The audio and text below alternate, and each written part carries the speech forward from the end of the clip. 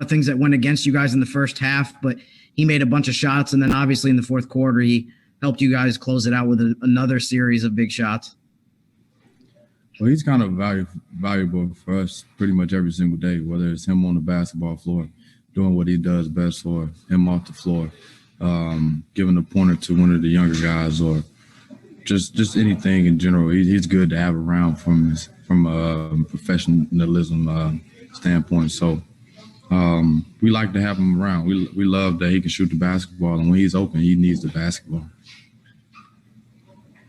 Maybe it's Andrew from ESPN. A year ago, opening night, I guess it's a little more than a year ago now, but last season, opening night, you guys are in Toronto in what JJ called a winnable game, but you lose that game in overtime.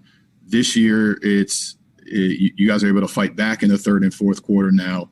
Do you remember anything about last year's game when you were thinking about tonight, or is it just trying to finish this game strong and kind of show your evolution as a team? Stan brought up a play from last year's game, who I think was a set that they ran. I really wasn't thinking about last year, but it definitely stuck in my head of some of the plays that we're going to run, and they definitely ran some tonight. But we felt like we were in it the whole time. Nobody put their heads down. We just had a sense of urgency everywhere we were. And we just continued to push the pace. When we got something going, we continued to go to it. Our defensive intensity turned up a little bit.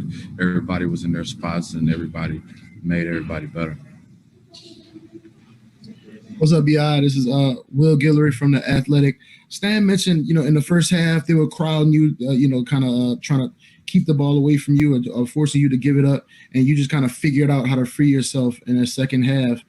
What does that say about just the maturation of your game, that you were able to find a way to make an impact even when they're throwing multiple bodies at you and you're not scoring the way you're used to?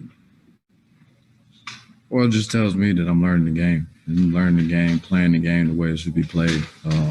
Taking whatever the defense gave me tonight, and that was just me making the extra pass when guys were open, seeing guys being pulled over, and just letting the game come to me, and it just worked out tonight.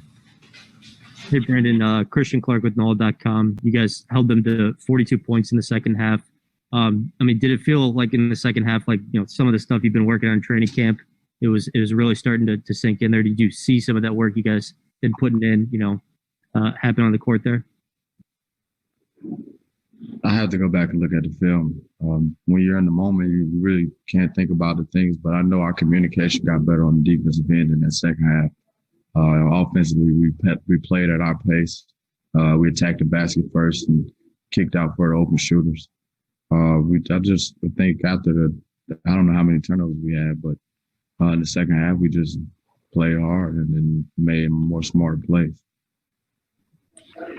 Friend, Scott Kusher with NOLA.com. This was admittedly from Stan, a tough training camp. You guys had really long practices, long days.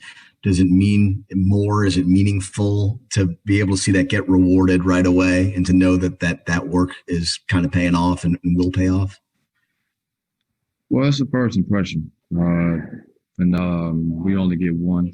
And we know that this is not going to be as easy as well. Tonight wasn't easy either. We had to fight through a couple of things, but we know tonight won't go like this all the time. So we continue to look back and get better.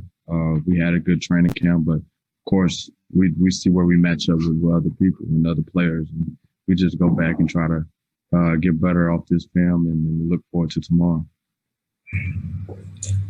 Hey, Brandon, Rod Walker with NOLA.com. We got two questions. The first one, just how bad did you want to get that 10th rebound tonight? Well, I actually mentioned that one of our players tapped me the ball at the end of the game for that 10 rebound. But I'm not so mad about it.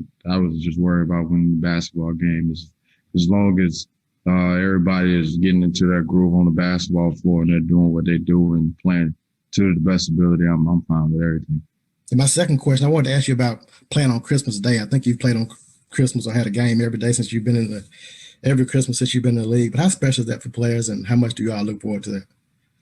It's very special. Growing up as a kid, watching these games every Christmas Day when I was little, I always imagined just playing on Christmas Day and for it to actually happen. I just like to take full advantage of it and make sure it's a great day and enjoy myself and the people around me.